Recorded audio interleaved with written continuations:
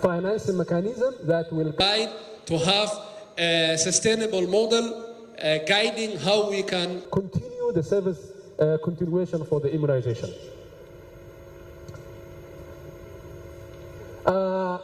This slide will summarize what are the key strategic documents that guided the immunization program. The first one is the National Transformation Plan. The second one is the health sector strategic plan that has been developed. The third one is the EPI policy. The fourth one is the country multi-year plan for the immunization. The fifth one is the health information system strategy. And also the least but the most, which is our guiding principle, is the integrated package of the essential package of the services, which is the EPHS, and is the integral part of the immunization services. This slide is a little bit complicated, but it's very interesting, and it will highlight the importance of the governance structure that has the program, and you can follow at the bottom, the top up to the bottom. And if I start the bottom, which is if I start the top, is the recent added governance structure, which is the Somalia Immunization Polio, the Somalia Immunization Polio and Eradication Task Force, which is came the leadership commitment from the Federal Ministry of Health, and this is also one of the guiding governance structure that the program has. Another important governance structure that the program has is the health sector.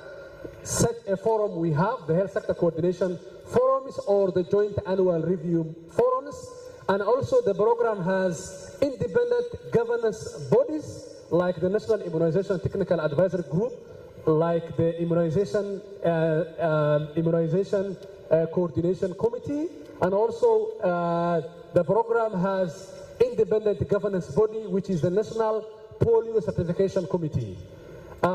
Recently, also we added the bottom one, which is the State API Technical Working Group. We are activating this year in 2025, and you will see as part of our priority, it's cascading the operational activities that supported the immunization service at the state level. And usually we have a monthly National Technical EPI Working Group that gathers all the government, all the stakeholders, and discuss the achievements, the operational challenges, and the way forward, how we can improve the immunization services.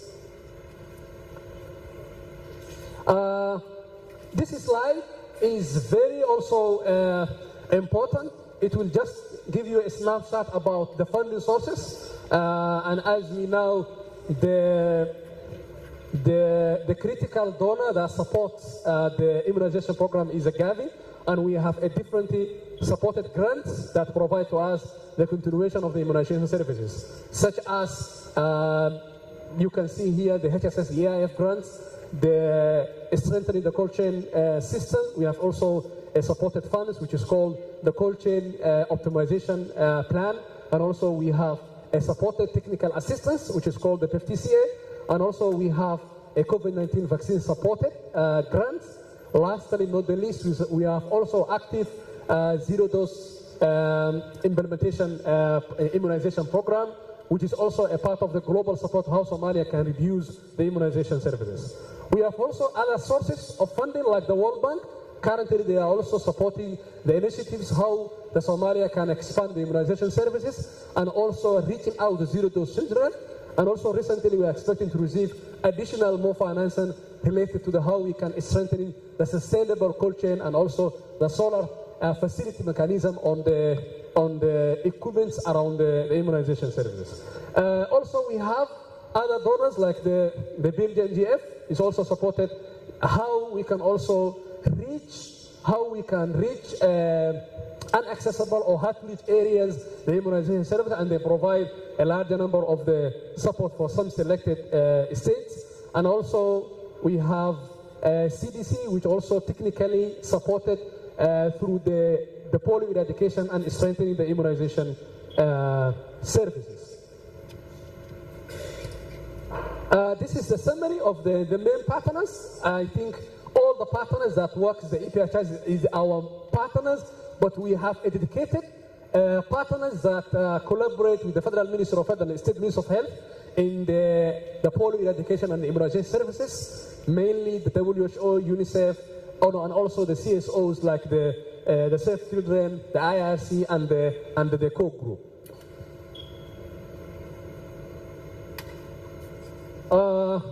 This slide is a little bit congested, and it's summarized where we are on the performance of the immunization services in 2024, and this is also at state level indicators, and you can see the different percentages we have in the three most antigens that always we measure on the way we are the performance of the immunization services, like the Penta 1, the Penta 3, and the measles, a combination of the measles dose 1 and also dose 2.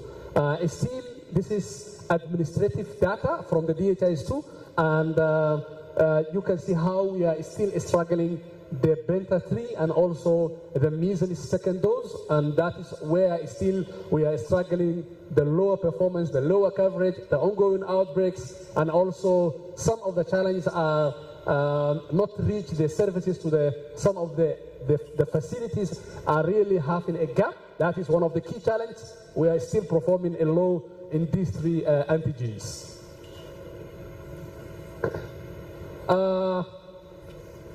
This is also another interesting performance indicators graph or table which highlights up to the regions. You can see easily, and this is a comparison of the different antigens. Mainly, you can see our focus is looking where we are on the measles second dose, and also where we are on the Penta 3, and also where we are on the IBV second dose. So still there is ahead to go, and the areas how we can improve in the terms of the persistence coverage for the country. Again, this is the coverage for the trans indicators in comparison of 2019 up to 2024, and you can see still we are struggling the Penta 3 uptake, and also comparison for the different uptakes. It's almost below, most of them below the 60%, and it still indicates the immunization service uptake is very low compared to the different antigens required to complete a child, like the Penta 3 and also the second dose of the measles. This is what we use, which is the WHO UNICEF immunization coverage estimate. It's called WUNIC. And it has been conducted almost close to 12 years ago, and now we are revising how the country can have a measles and also the Penta 3 coverage accurately. That will guide us with the work we are doing and supporting on the immunization services. And it still both indicates in close to the 43 comparing to the different age that we have on it. This slide is very interesting, and I think it will give you the snapshot about the zero-dose children for Somalia, and overall we have almost 1.5 million children. It could be higher, but this is the estimate for the country is struggling about 1.50 those children, and we will see the next slides what achievements we made so far in the tackling for these zero-dose children. I want to thank the leadership of the Federal Ministry of Health and the ministers. We did also some tremendous work. I will just show you some slides about the initiatives and the implementations we made on the P catch-up in 2024 last year, the different rounds. Still, this is the different sources. What we are struggling on the Penta 3, you can see the WUNIC is almost indicating 42%. The post-coverage campaign survey that conducted in 2021, it still indicates 73. The DHIS2 is indicating 96%. And this is the Somali health demographic survey is indicates 21%. So still you can see the different sources when it comes to the where we are on the Benta 3 coverage.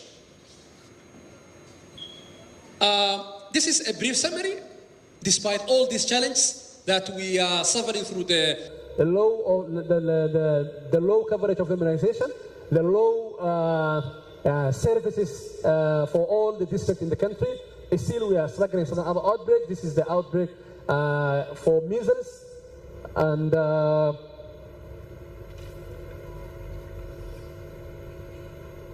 still again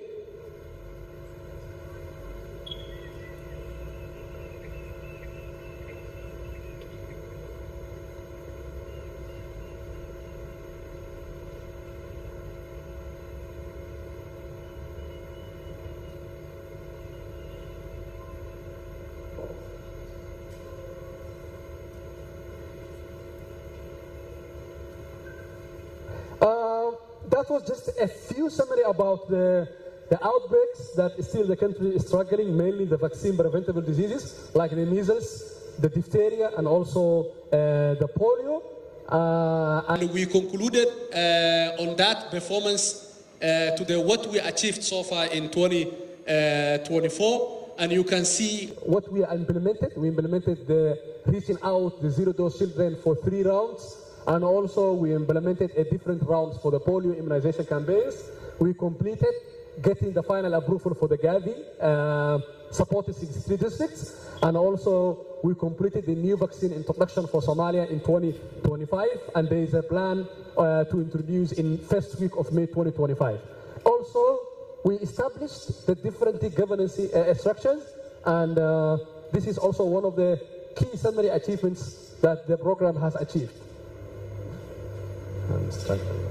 So I will go through a few slides about the achievements we made so far on the reaching out zero-dose children. And as I've indicated, almost we have close to 1.5 million. It could be more than that is the estimate. And I will just follow a few slides about the achievements so far we made on this. So this is a summary of what we mean by the peak catch-up and how many children we were targeting. It was almost to reach and vaccinate 70%, which is almost close to 1 million in a period of 12 months. And this is the package that we have been using to do the big catch-up, which is the integrated package for the immunization services, mainly for the different antigens that are already passed. One of the critical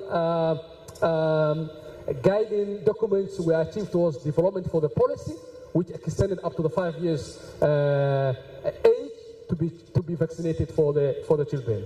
This is the different buckets, integration of the nutrition. We will just see the next slide, and also complementary using for the strengthening as part of the routine immunization. This is the summary so far nationwide.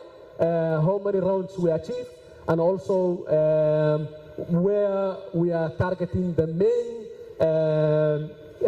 zero-dose children is more in Hirshabelle, Gelmudug, and Southwest, and also Jubilant. That is where still is some of the districts are inaccessible, and we are trying also within the cities, nationwide, also how we can achieve strengthening the immunization services.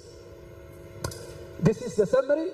What we achieved so far, almost our target was close to 1 million, and we have reached. In 3 rounds, we have reached almost 650,000 children, which were unvaccinated before we started this Pikachu initiation. So this is a summary per age group, per state, how we divided into the different. We focused more on the age and also the different numbers that has been aggregated per state. Again, this is the summary of the 3 antigens comparison for Benta 1, Benta 2, and Benta 3. Again, this is a very interesting, is the leverages and the opportunities we created during the big catch-up implementation was the integration of the nutrition in the country. As you're aware, we have, within the health facility, we have different nutrition sites. So close to the 400 sites we achieved to integrate for the different rounds of the big catch-up. and this is also one of the strengths and taking advantage how we can improve the integration of the EPHS service as part of the EPH services, as part of the immunization service to the immunization services and the nutrition. This is one of the political highest commitment from the different government leadership. Challenge summary will give you what are the main challenges for the immunization program. The low immunization coverage, and this is due to the complex situation and also due to the service availability. It's one of the causes of the immunization services. Data quality is one of the challenges. Vaccine management is still we are struggling how the government can have ownership for the vaccine management from starting the procurement up to the last mile. Still we are getting support from our main partner, which is UNICEF, and also the integration, how we can integrate as part of the EPHS, as well as also the other services like the nutrition, and also how we can have the audit program that the government can run the entire program from the vaccine procurement, from the vaccine distribution, from all this kind. This is where we are starting some of the priorities, how we can combat for these challenges. This is the summary of the recommendations, focusing on the governance, focusing how we can improve the immunization coverage, focusing on the improving the quality, and focusing on the both the improving the efficiency and also equality. So this is a summary of the recommendations and how we can improve the different aspects of the immunization qualities and the areas. Now, so in this slide, I think it's very interesting. It's also guiding us how we can create an opportunity, strengthening the immunization services. We have almost 4 opportunities that we are trying to take, which is how we can increase the highest advocacy to have the immunization program as part of the integrated EPHS, and the political commitment from the government, including financing, and also making sure that the immunization service is an integral part of the EPHS. Also, the 2 initiatives that we started, how we can leverage and also take an opportunity in strengthening the immunization services, like reaching out to zero-dose children, which is a catch-up, and also the introduction of the new vaccines.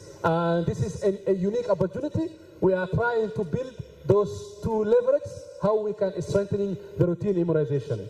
Lastly, is also how we can increase the immunization coverage, and as you are aware, still the country is struggling, reaching out from 41%, increasing the services to the 80% in 2026. It's more on not realistic, but we are trying our best how we can achieve for that vision. Lastly, not the least, is how we can improve the data quality, which is very critical on decision making, and also how we can take actions improving on all these barriers. This will be the last slide. Is the priority in 2024, in 2025, sorry. And this is where we are starting the game changer, or changing the status quo of the program. And this is also the initiatives come out from the leadership of the Ministry of Health, led by His Excellency Minister Ali, and also the DG Guled. And we started working on the governance of the program, and this is where we are also now working on the signing the partnership agreement with the Gavi. First time the country will sign a partnership framework agreement with the Gavi, and also the first time the country will work on the tripartite agreement, which is the government and the donor, which is the Gavi, and also the partner will have a signatures for the grants and also the agreements. Also, we are looking forward to reactivate and also to establish the accountability framework across the different levels, and reactivation of the immunization coordination committee, and also activation of the state level technical working group. These are the governance priorities in 2025.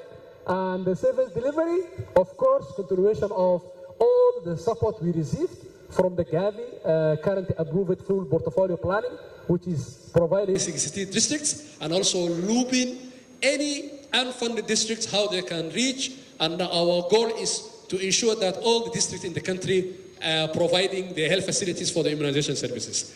Optimization, advocacy, and also resource mobilization. This is also one of the critical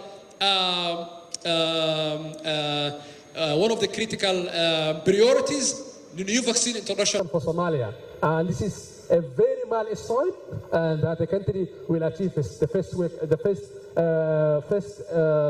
week in May 2025. The proposed integration of the EPHS as part of the primary health care, and also integration of the nutrition services, and this is also will enhance strengthening the routine immunization, and also strengthening the overall services delivery in the country. Enhancing the vaccine management in the country, this is also one of the unique and building the ownership of the country, and we are expecting in 2025 to construct the national vaccine storage facility in the country, and we are looking forward the government to take over the ownership of the vaccine management, including the procurement, transportation, storage, and also delivery to the last mile of the country. And this is one of the unique vision that the leadership is willing to achieve in 2025. Lastly, strengthening the health information system, and this is where we are trying to combat the data quality issues. And as you are aware, Somalia has launched the immunization or the electronic immunization registry, and changing from the paperwork manual to the electronic digital system. And currently we are implementing 15 health facilities in Banadr Regional Administration as piloting, and there's a plan in 2025 to extend to the other sites of the country. We are still continuing for the piloting, and this is where we are looking forward to achieve. I spent more time. Thank you so much. That was the last point.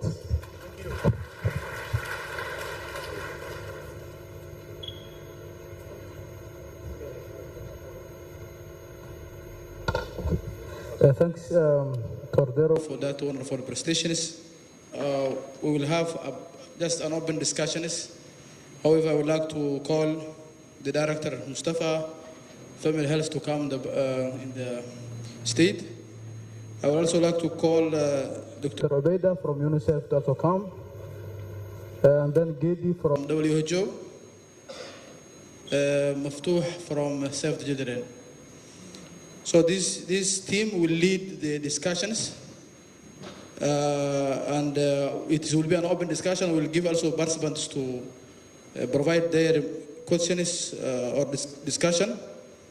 I would also like to call Dr. Dero to come here and then also lead this discussion to different people.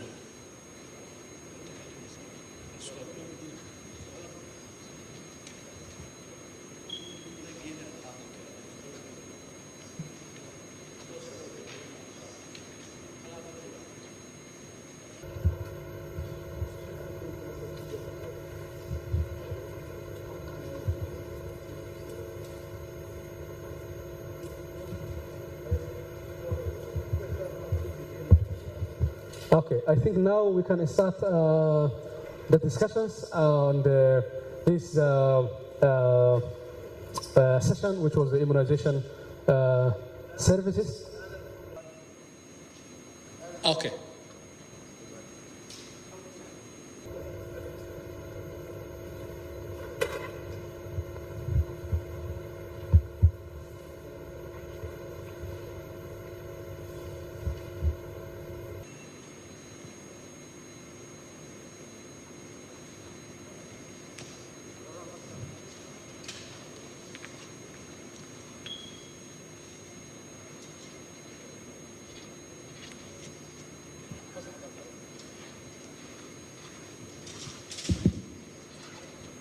I think the floor is open for questions. Are the panelists are ready? Abdul Jalil can help us providing the participants for the mic.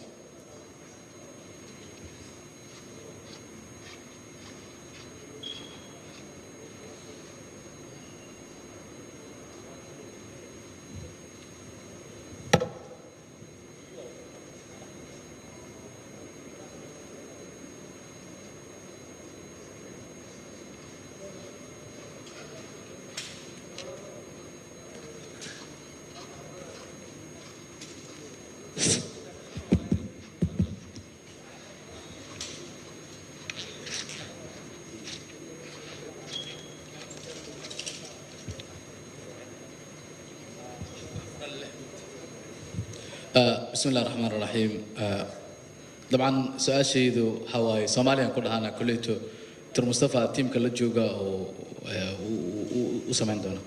وأنا بقعدنا برستيشن كوجدي ديرو رنتي حمقة initiative حلو رصاب اللاودي.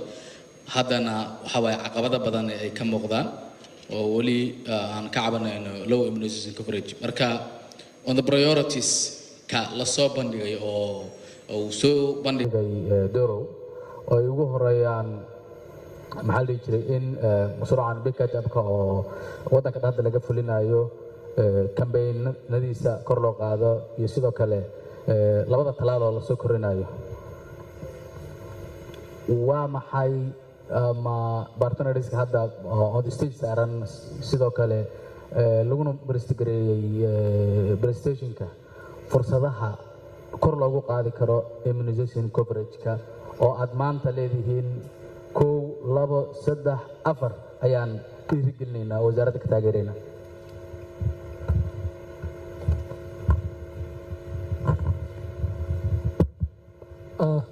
We go one by one, or we can continue.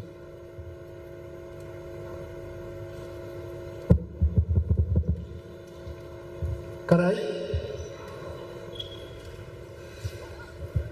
Yes. Maybe. Okay, thank you so much.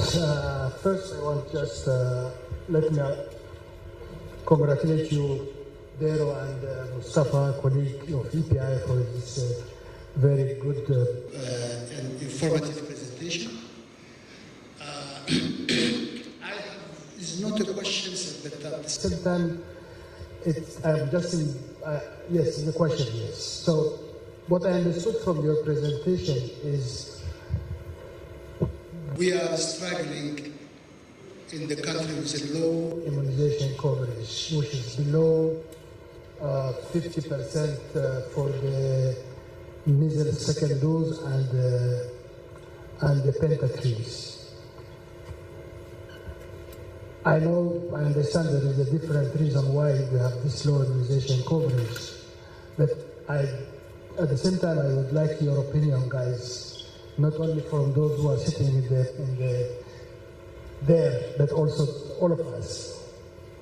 Why, despite all this investment here and there, investment by Gavi, by the Caafimaad, we're still having this low coverage? Is it because of accessibility or availability of services? You mentioned there is 41% of the availabilities, or because of also low utilization of population of the services. I understood that the drop-off rate between Penta 1 and Penta 3 is very high. Is it people are not going to the services? People are not going to the services, maybe services are not available, or maybe the working hours of services in the health facilities are not suitable for the people, particularly to the mother. So, what is your thinking, your opinion? What is the reason? And the second, you put a very ambitious objective, moving from 40% to 80% of service availabilities in 4 years.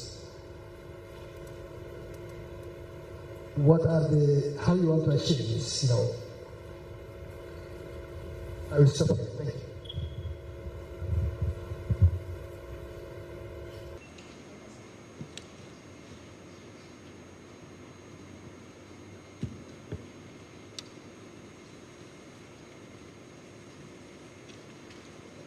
So my question, thanks for the Dero for the last presentation and also the input from the different sectors. Mine relates to the presenter told us that there is need for capacity building. I'd like to know a bit on that. As we know, immunization was one of the longest programs in the country. A lot of investments have gone to it.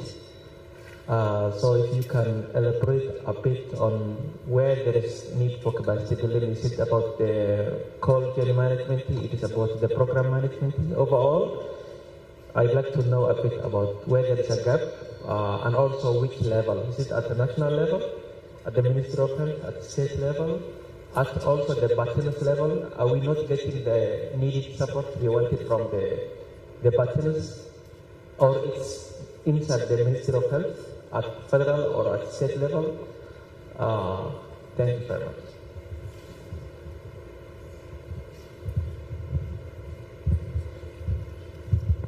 Yes. Yes. Continue, Corin. Hello, good. I hope you can hear me. Yes, can you load up? Hello? Oh, yes. This works better. Thank you so much. I hope you can hear me. And thank you so much for the presentation. I think I had the good opportunity to also attend the Gavi meetings last week, so I think I have a bit of a background. However, there's some additional questions that I'd still like to ask. One is on one of the key challenges that you mentioned around data, and that has always been an issue across all service delivery areas. You mentioned that in terms of the next steps, the way forward is to improve on the data quality. So I think the understanding is how. Check one. Or the question is on how you intend to do this, because obviously that's going to have a huge impact on your overall coverage of the immunization. And as well, I think in some of the areas you mentioned about the big catch-up campaign, so it would be good to understand which of the areas or which regions this has been least active as far as the BCU is concerned, and what you're trying to do is to be really good to hear from the panelists as well. In terms of the areas where the big catch-up campaign has not been implemented well, what are the key barriers or challenges, and how you're working across the different administrations, including the federal member states, to be able to increase this. We're also aware that the Gavi 5.2 implementation work is about to come to an end, at least this year. I think this is the final day of implementation. And in terms of the transition phase to the next program, what have you envisioned, and how are you going to steer your upcoming opportunities or these challenges to ensure that these are very well factored in, so that even as the transition takes place in terms of the next design of the next portfolio, we're not having erosion of gains.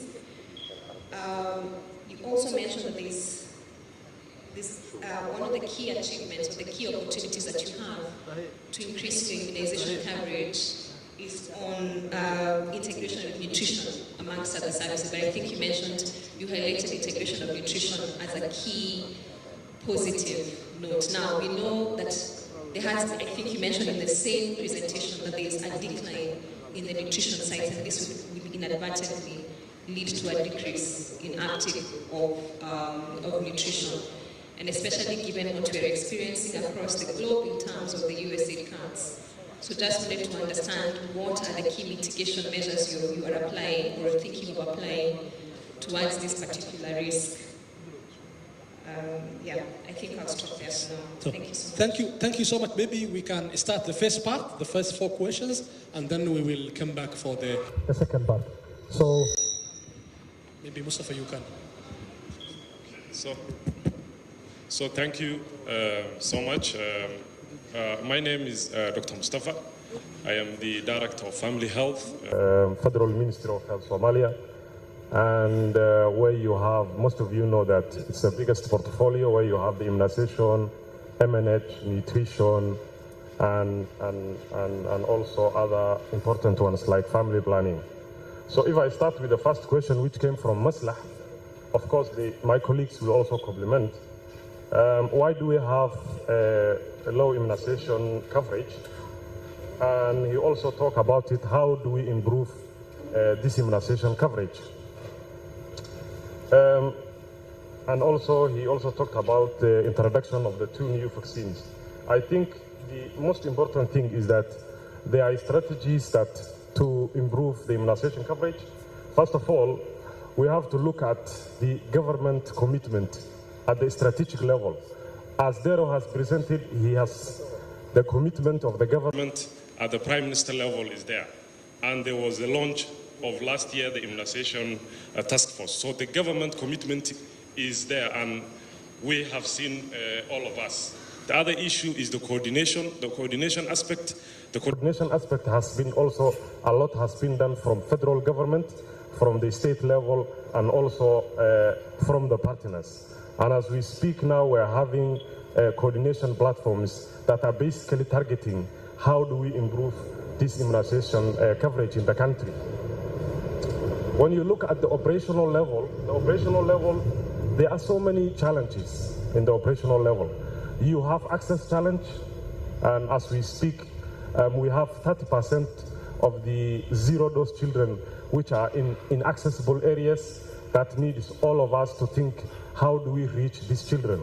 Of course, there are ongoing efforts that have been trying to reach those children, though the government cannot quantify how those children has been reached.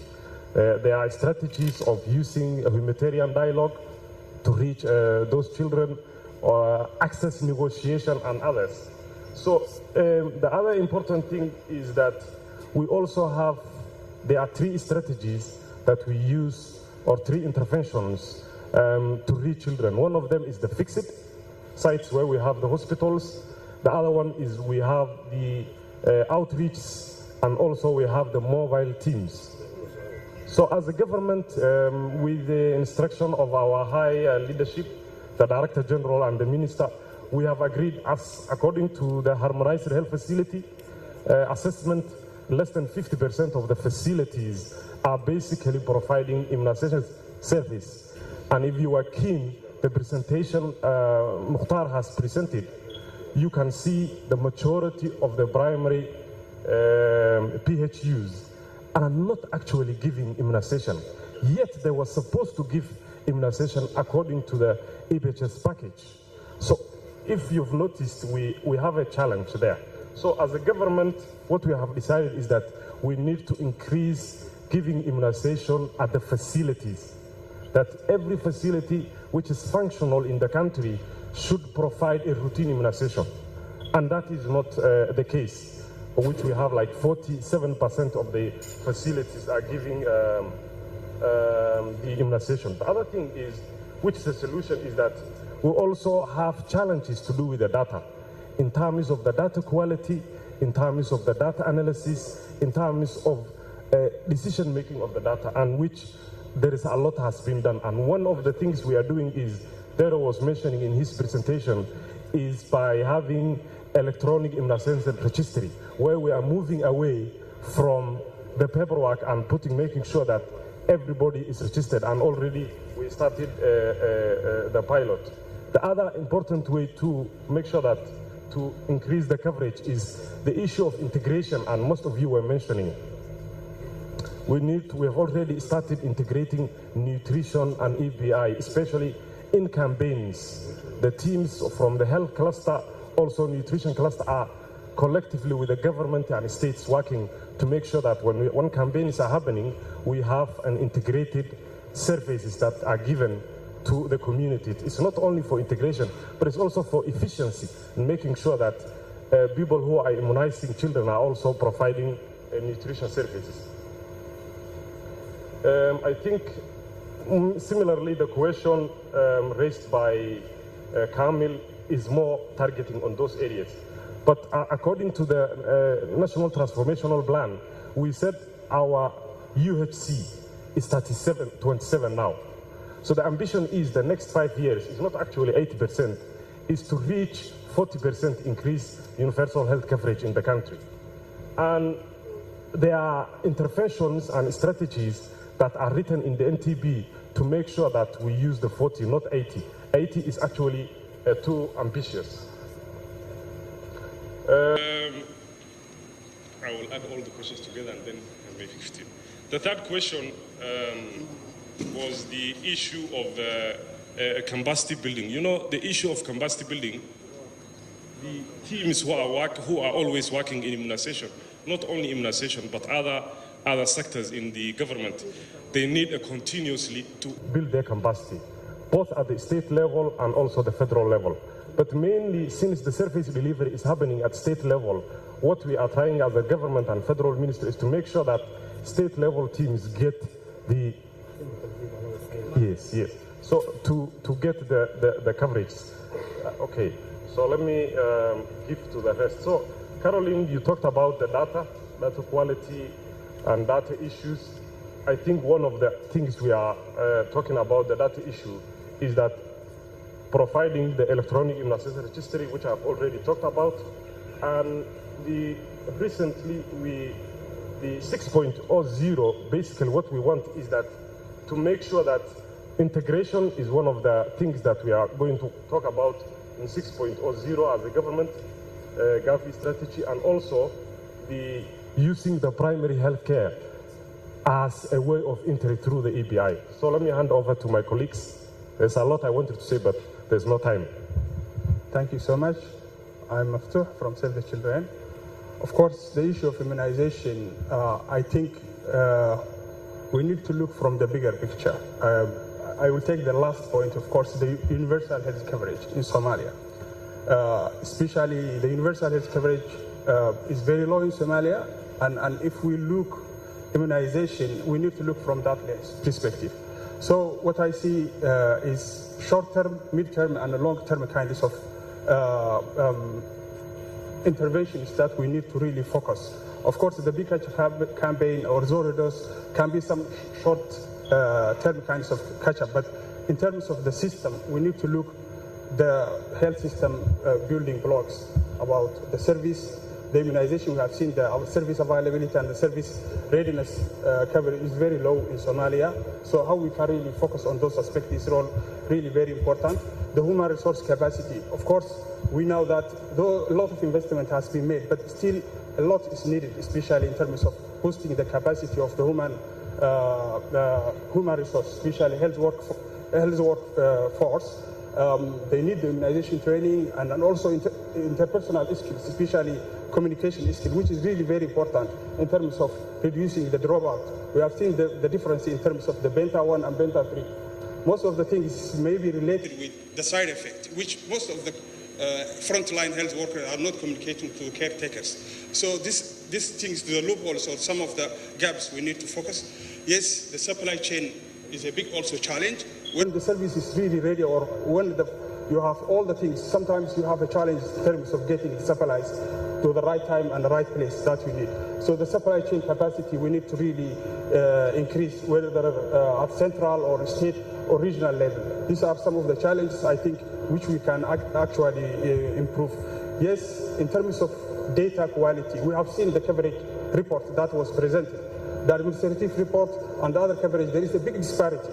This shows that the need to, really that we need to work on improving the quality of the data, specifically data coming from the facility, because that's really very important. If we improve the reliability and the quality aspect, I think that will actually give us, in terms of monitoring the situation, the immunization situation. But in the long term, what I see is that I think collectively we need to work on improving overall health service. There are good initiatives now, of course, from the government and the donors, for example, Caafimaad, just Better Life, and also the Gavi commitment also has really improved. The BMGF, especially focusing on zero dose areas. Yes, the issue of disparity, especially the equity, we need to look at the data. We have seen the report, especially that was presented by Dr. Mukhtar. Specifically, where are the regions or districts with zero dose children? Where they are coming? We need to really also prioritize. While we strengthen where we are really very strong, we need to also focus on how we can really reduce the gap between those districts, especially in terms of the equity aspect. It's something that we need to really look for. Of course, if you look the map also, the zero dose children are mostly in area with inaccessible area. There are some initiatives that we have started. I think we need to learn from that initiative, and we need to scale up, especially how we can really improve access, not only for immunization. In area where access is really very difficult, we have seen children with high malnutrition rate. sick children are also, the mothers and all the aspects. So we start also integrating not only immunization, but other maternal and child health services. So I think these are some of the things that we need to focus. Yeah, thank you. Okay, Assalamu alaikum. Thank you very much for the opportunity. I think colleagues have said most of the things. I just would like to compliment. My name is Abu Ubaid Taib, Health Manager, and leading the team of immunization in UNICEF, Somalia. Just to supplement on what are the strategies that we could deploy to improve immunization coverage. I think you've covered most of them, but I would say there is no reason for us not to have high coverage. Things are there. The partnership is there. The commitment is there. Resources to some extent are there. And we have the structure. This is one of the oldest programs since 1974. So there is no reason really for us to have that low vaccination coverage in 2025. I think moving forward, one important thing we need to make sure is that we have our potent vaccine available up to the last mile. Meaning that we expand, we do an expansion and extension of our cold chain system up to the last mile. So we make sure that the potent vaccine is there. And we have technologies actually these days. We have good technologies that can keep the vaccines potent and in a good condition for 28 days without needing even a solar, without needing electricity. So there are passive cold chain equipment that can help us with that. So if we are able to expand our cold chain system the last mile and make the vaccines available, that would be first step to do. Number two, I think Dero has mentioned the health facility assessment. Tell us all why we have only immunization services in limited number of facilities, public or private. In other countries we have seen private facilities, they provide immunization. All they need is vaccine from the government and someone to supervise them, and they are mandated by the end of the month to report back to the government with how many antigens they have delivered to how many children. That is easy to do. I think it is probably more of a coordination and taking an initiation of working with the private sector and private health facilities to make sure that we have vaccines available. All they need is a fridge, data recording and reporting tools, and supervision. And we can do that. They have the capacity to deliver it. And we had conversation with some of our state colleagues previously, and they are ready to take this forward, which I think is a low-hanging fruit. Then the third thing I would like to mention is integration. In this country, we have around 1,000 nutrition sites. And we know that parents and caregivers, they have the motivation probably to walk and come with the public transport for, I don't know how many kilometers from far flung. They have the motivation to come to a nutrition site. That motivation is not the same for immunization with injections and pens and so forth. So can we make sure that all of our nutrition sites where mothers are coming, there are also, by the way, 1.5 million children with malnutrition conditions. And we have 1.5 children with zero dose. So it's almost the same. A deprived child for nutrition is a deprived child for zero dose. Or a zero dose child is also deprived for other nutrition and health services.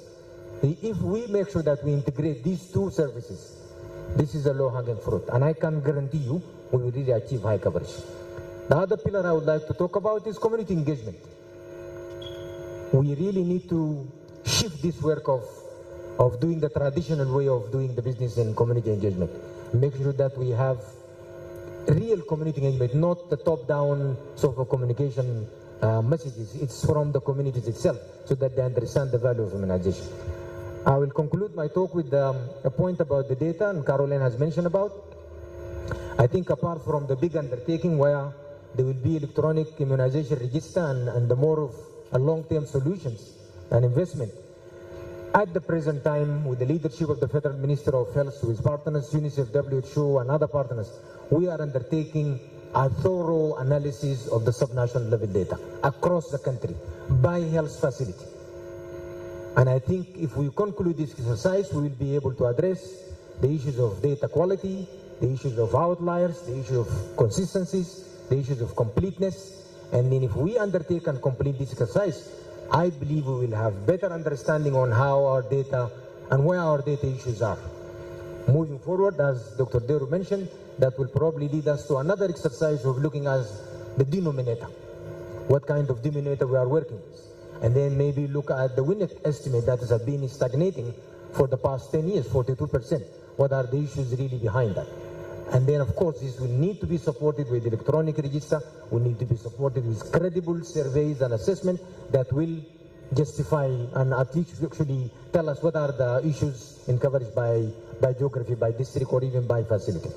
I'll hand over to Gedi to add. Great. Assalamu alaikum, my name is Gedi. I work with WHO as head of immunization, and the beauty of speaking almost last is that all the questions have been answered. But maybe just few things. I think it's almost impossible to expect 80-90% coverage in routine immunization when we have access to immunization at only 41% of the health facilities, according to the Harmonized Health Facility Assessment. 41% EPI services in existing health facilities, you have to do other things such as outreaches, which means also that makes it very expensive.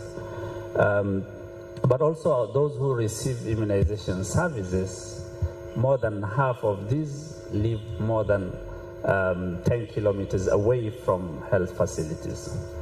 There are also estimated 500,000 children that live in areas that have not received any immunization services for over 10-15 years, areas that are under the control of non-state actors. But even where we have routine immunization services, unfortunately and frankly, I think the performance has been really poor in many of the areas, including accountability measures that have been taken in many of the areas, despite the huge investment. But I think also we have to appreciate that some of the recent initiatives, such as the Big Catch-up, have reached large number of children, over 600,000 children that will not have otherwise been immunized through the routine system have been reached through the Big Catch-up. Half of these are children who are above 1 year, again, that will never have been reached if the Big Catch-up initiative was not done and supported. But then also we have to look at sustainable way of vaccinating children, to ensuring that the EPHS is supported. We've seen the good work, the areas that are under the Damal Caafimaad are doing really, really good progress because they offer an integrated package, as my colleague said. The child that is deprived of immunization is also deprived of other services, health, social, and many others.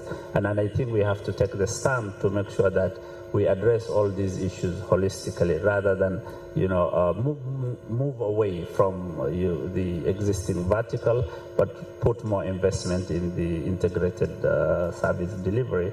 I'm sure there are some others where we have to do vertical, including outbreak response activities, but really we have to advocate to ensure that we have integrated service delivery. Maybe just want to talk about one or two other things that is really important for Somalia this year.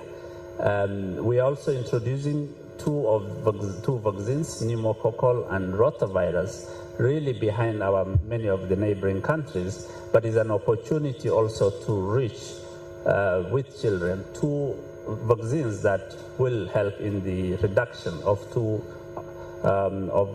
of the killers of children, that is pneumonia and diarrheal diseases.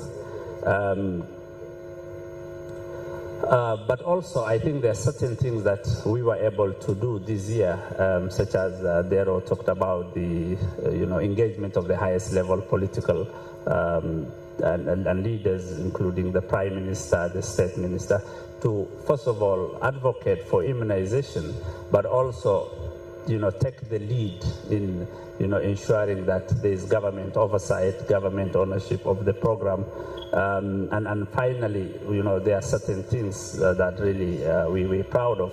For example, for polio, it's almost 8 months since we last detected the last transmission of polio, and we are on track to achieve stopping polio transmission this year. Thank you. Thank you very much. I'm Adam from Southwest Ministry of the Director of Planning. wanted to emphasize also as well the way we can improve the immunization services at the field level. Since my colleague has said many things, but I wanted to add, like at the field level, when the child also vaccinated in X facility, in the second term, there is no patient monitoring or follow-up. So we need to have also a consensus for all the health facilities having a kind of system that we can also track and recall for the patient if he's not getting back for the vaccination to avoid with some defaulters. In terms of the coordination level in the states, we didn't have also a coordination level for the EPI programs. Sometimes maybe the states may conduct, they maybe include the annual coordinations they have for the EPI programs they are currently implementing, and to the way they can also, they will show up the way they can also improve the EPI services across their states. In the expansion of services also through private partnership is also very great, because we have many children, those are looking and seeking, for example, services to the private sectors, and they didn't receive any vaccination from that facility level. As well as also there are many children, they also have the facilities, that private facilities, they have also conducted delivery services, and they didn't receive also any vaccination at the point of services also where they have born, for example. In the government contribution as well for the API programs, we know that the government also has to be contributed in the tax assumptions and the tax-related issues. So for the health sector, we didn't receive any contribution from the government side. So we really target also in the sector of the EPI program is to target one of the crucial things that we can also improve our health services. But actually there is many challenges at the field level when you look at in terms of the security and population movements.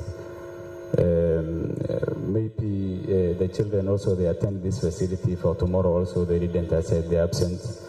So due to the IDP influxes and also the movements over the community is one of the challenges. As well as the insecurity wise, there is an area was another target by today. For tomorrow, you see that the government is phased out. There is another also, non-government actors are controlling, by the way. So there's many challenges also at the field level, which cannot also predict in our target or in our estimation that we do at the coordination levels. So let us look at the challenges also we are facing, and let us look at our targets.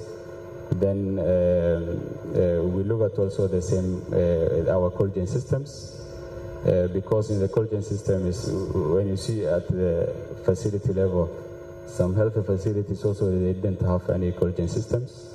So the cold chain capacity, improving the cold chain capacity is also one of the areas we can improve our immunization systems. Thank you. Thank you. Thank you so much, colleagues. I think for the sake of time, maybe we can stop here for the questions.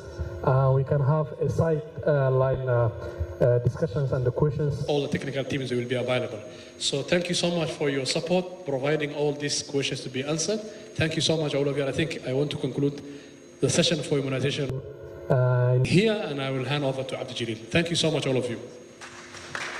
Thanks, Dr. Doro, for that presentation. Because of the limit time, we will have a next presentation on nutrition. But of course, we will raise the leadership. I'm sure they have another commitment. So thanks to the leadership for their presence. وفسحنا مدحda wasaaradda.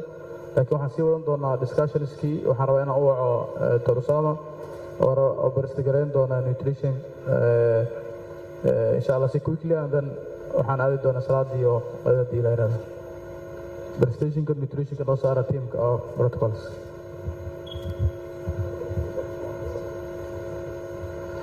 Bismillah ar-Rahman ar-Rahim. Assalamu alaikum, the Honorable Minister, Director General, Ministers, colleagues from the Ministry of Health, partners and donors. Good morning, good afternoon. I know it's lunch time and it's prayer time. I'll be very brief. My presentation will not take long. So I'll be presenting on behalf of the nutrition program at the Federal Ministry of Health. So next slide. Before I start my presentation, I would like to thank our partners, those who are here with us in person and those who are virtually connected. We thank you very much for your contribution to the nutrition program the country. We also want to thank our donors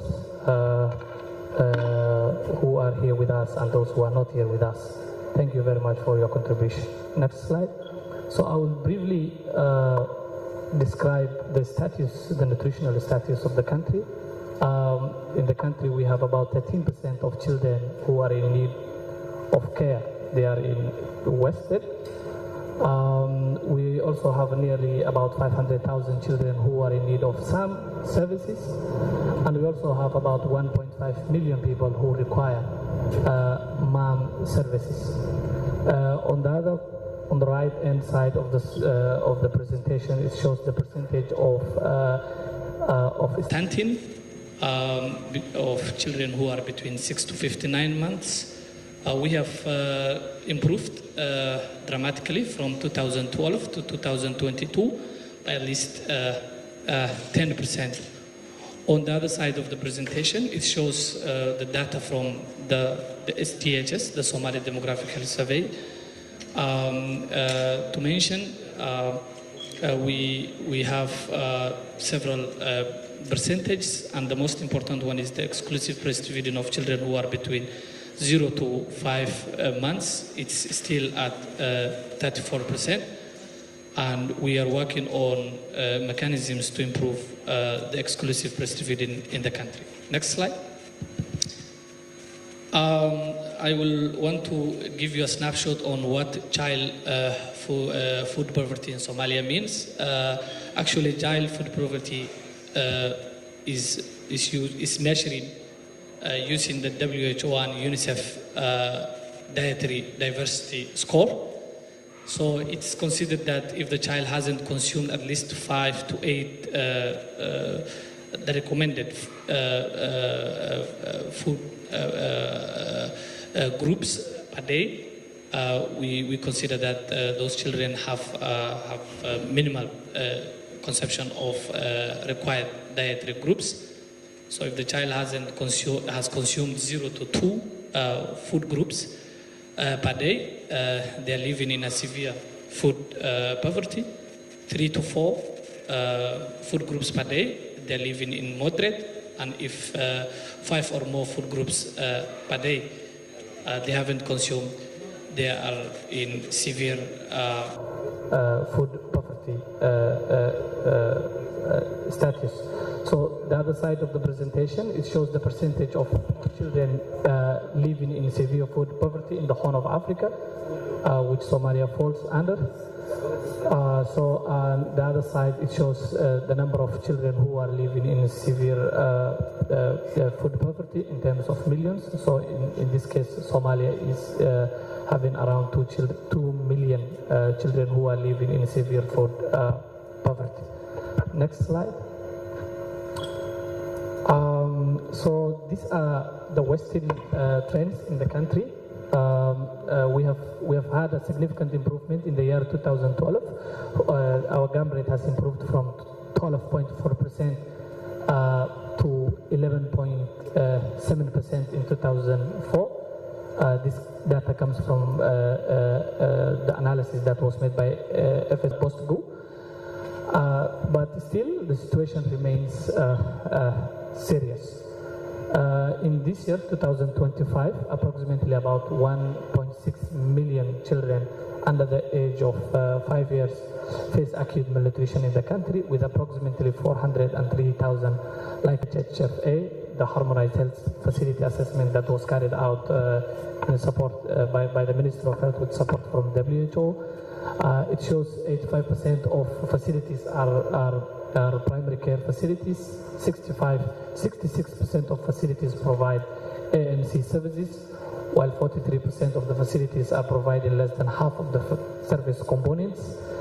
So I think if I may go to directly to the nutrition component, that 7% of these facilities that offer child preventive and curative care services have been RUTFs in stock. Yeah, so next slide. What are the national policies that what are the national policies, strategies, and protocols that we are currently using? They are broad spectrum policies that the nutrition programs is integrated to, like the reproductive, maternal, and neonatal child health strategy. We also have the Somali nutritional strategy, which will be updated this year. The second half of this year, it will end 2025. We are working on the BMS code.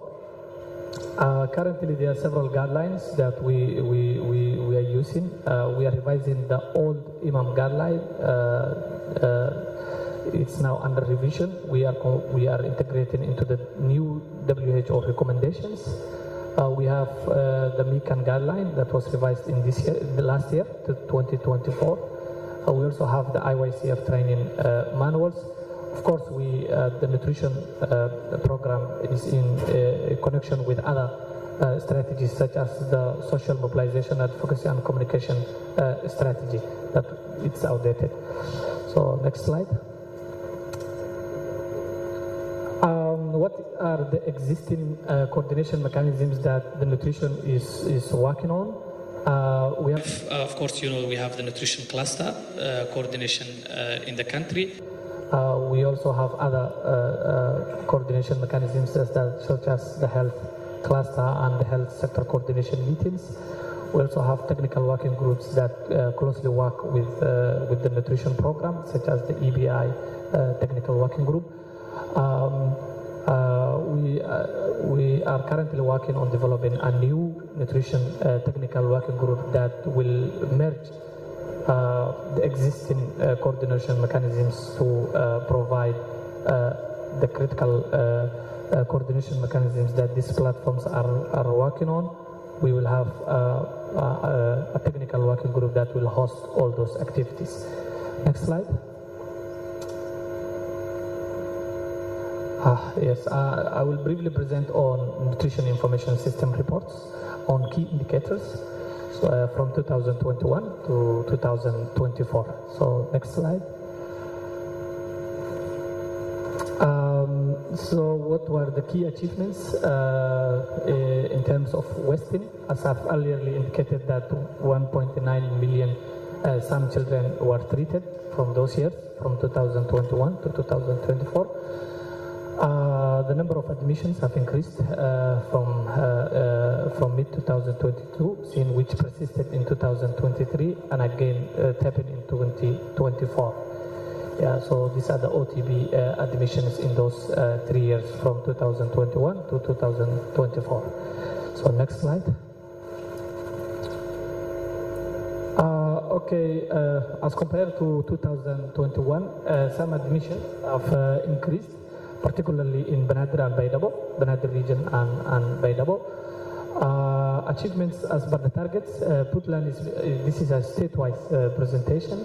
So if you compare, Puntland has shown, Puntland is below 100% of the achievement in all the 4 years. Somaliland is also below 90% of the targets. Because of the impact of the last drought in 2022, there was an increased admissions, some admissions, severe acute malnutrition admissions by 60% in Banadr and Baydabo.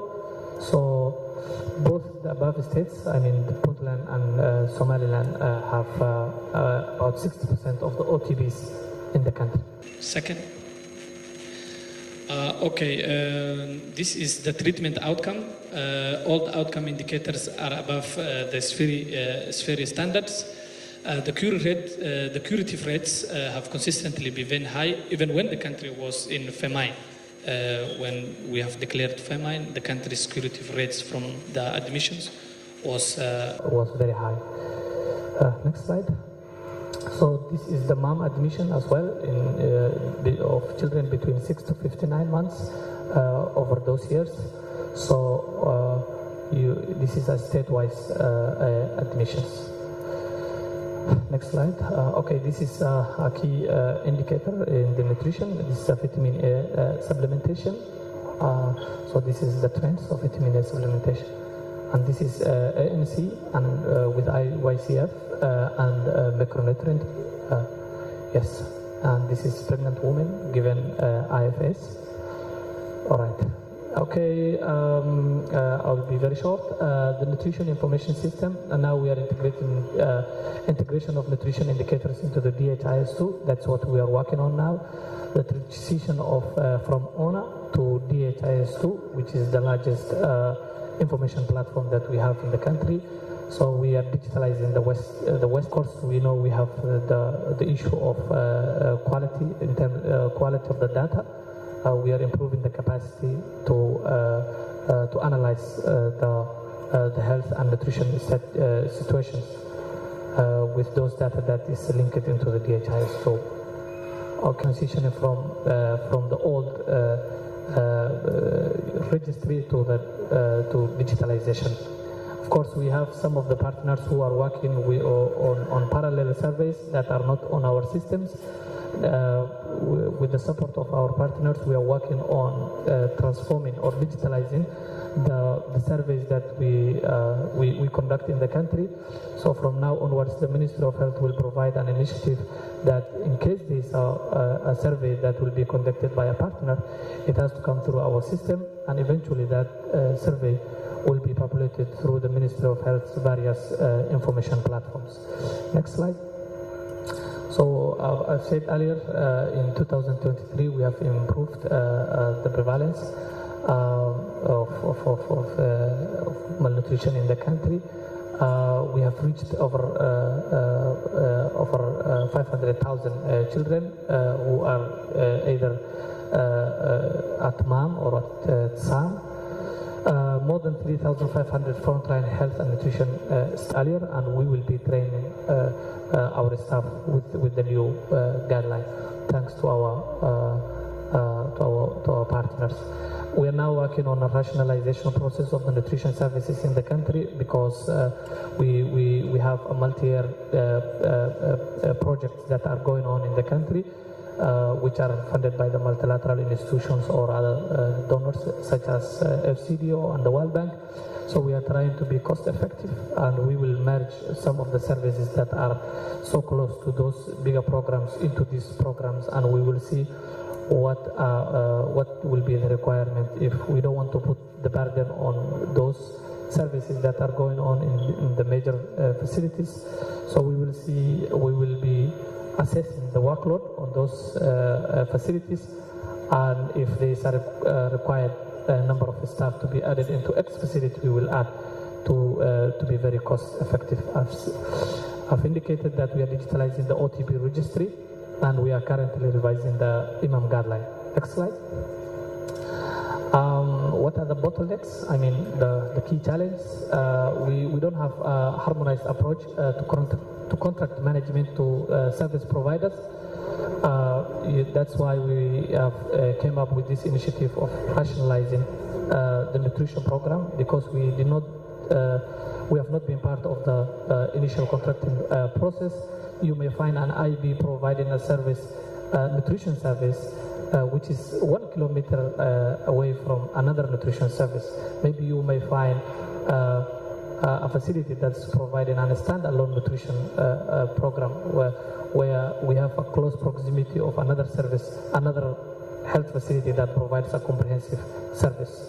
So we are working on that rationalization process. So of course, as most of you may be aware, the Ministry of Health has initiated the EPHS Technical Working Group, which has an objective of integrating all services into the EPHS program, because most of the services are fragmented, and we need to coordinate and provide services in line with the EPHS. The other key challenge we have is we don't have lack of regular mapping of nutrition services resources. We don't know the staff. That's why we are working on mapping the resources we have currently in the nutrition program. I know it's time, so we also have the referral. We are trying to improve the referral mechanism across all levels.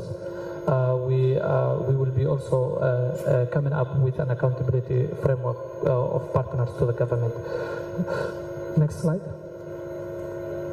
Way forward, I think as the remarks of the leadership of the ministry have highlighted, we will increase the role of the Ministry of Health. We will strengthen the Ministry of Health's involvement in joint planning and management and evaluation of the nutrition services. As well, we will going to improve the nutrition data of the country, and we will not be, as previously, we will not only be focusing on curative or treatments, but we will rather focus on prevention. So we are also we are now part of the community health strategy development. So we will base our interventions with community health workers as we see them essential. So I thank you very much for your kind attention. Thank you very much.